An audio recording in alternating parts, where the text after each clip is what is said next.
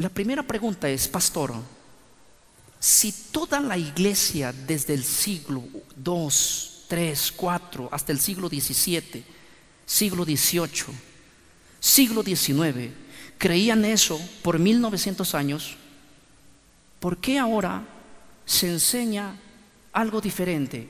¿Cómo? Mira, te lo voy a decir a mí mismo. Desde que yo nací, ¿sí? Yo no fui evangélico pentecostal desde que nací. Yo llegué a conocer al Señor en el año 2012, ¿sí? Pero desde que comenzó allí, en los seminarios bíblicos de nuestra iglesia, lo digo en serio, lo único que se enseñaba era que el hombre de pecado, que el cuerno pequeño va a venir en el futuro. Me crié con esa enseñanza, se los voy a contar. Me crié con esa enseñanza.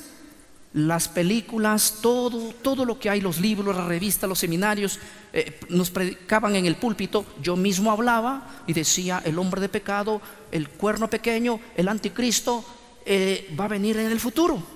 Pero hay algo que quiero que entiendan bien. Un día yo tuve que analizar todo esto y les hago una pregunta. ¿Esa era la creencia de los cristianos por 19 siglos? Entonces aquí hay una cosa muy interesante. O los cristianos del siglo XIX y XX tenemos la razón, o los cristianos de 19 siglos tuvieron la razón. Los cristianos de 19 siglos atrás decían: el cuerno pequeño, el hombre de pecado, es la iglesia que salió de Roma. No los miembros, sino el poder que gobierna. Y peleaban contra él y luchaban en contra de sus doctrinas. Y ahora la iglesia, a partir del año 830, para ser exacto, en adelante, ya no piensa así. La iglesia piensa diferente y dice: no, el anticristo, el cuerno pequeño, el hombre de pecado, viene en el futuro. Pero si se levanta Lutero, Calvino, Winfler, Wesley, todos los hombres, los padres de la iglesia, si se resucitarían aquí y nos encontraran a nosotros haciendo una campaña diciendo: hermanos, el anticristo ya viene en el futuro, el hombre de pecado viene en el futuro, dirían ellos, ¿saben lo que dirían? A ver, explíquennos. Nosotros nunca llegamos a entender la Biblia así. Por 19 siglos se predicó que el hombre de pecado, el hijo de perdición, vino, se levantó de Roma, de la cuarta bestia, de la división de la cuarta bestia. Tuvo un tiempo de apogeo. Pero hay una cosa interesante. Nosotros morimos peleando en la hoguera con ellos, con el cuerno pequeño. Y ustedes están diciendo que no viene todavía. Yo me imagino a Lutero sentarse y decir: a ver, muéstrenme en la Biblia donde dice que el cuerno pequeño, el hombre de pecado, todavía no ha venido. ¿Y saben lo que harían ellos? Dirían: ustedes están enseñando algo que nosotros nunca enseñamos. Pero acá hay un punto importante, crucial.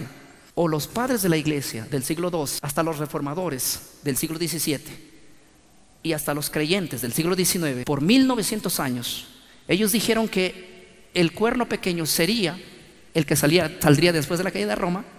Ellos decían que el poder de la iglesia es el cuerno pequeño. Por 19 siglos enseñaron eso ellos. O ellos están en la razón y nosotros estamos equivocados, o nosotros tenemos la razón y ellos están equivocados. Esto lo vamos a descubrir cuando leemos este libro sagrado. Pero lo que no vamos a poder ocultar es que todos los escritos que ellos nos dejaron nos identificaron claramente. Miren lo que decía Ambrosio de Milán. Ambrosio de Milán decía: el poder que ahora impide la manifestación del hombre de pecado es Roma, que después de que fuese quitado de en medio el imperio romano, se levantaría el cuerno pequeño. La creencia de Crisóstomo es lo mismo.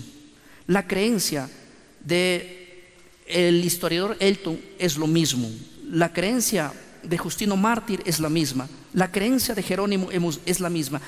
Todos ellos predicaron en sus púlpitos y murieron predicando que después de la caída de Roma se levantaría el cuerno pequeño. Y todos los reformadores murieron predicando que el cuerno pequeño ya gobernaba en esa época. Daniel 7:25 dice de la siguiente manera, hablando del cuerno pequeño: que Pablo le llama el hombre de pecado.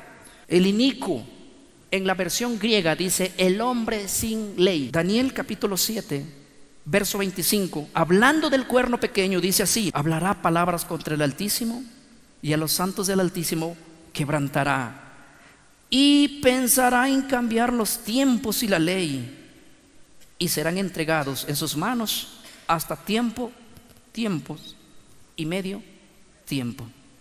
Quizás hoy no analicemos la última parte, pero lo que está diciendo este verso es que el cuerno pequeño sería un poder que estaría en contra de los santos del Altísimo. Y los santos del Altísimo en la Biblia es la iglesia, que tiene algunas características que vamos a ir viéndole a medida que desarrollemos este estudio. Lo que yo quiero mencionar aquí es que el cuerno pequeño, que fue identificado claramente por los cristianos de 19 siglos, siempre nos enseñaron a nosotros que todo aquel que se levantaba para protestar contra ellos era perseguido. ¿Saben que los vándalos, los érulos y los ostrógodos fueron destruidos por el poder de esta iglesia? No por la iglesia, sino por el poder. ¿Saben por qué? Porque fueron poderes que se opusieron a que ella ponga sus doctrinas.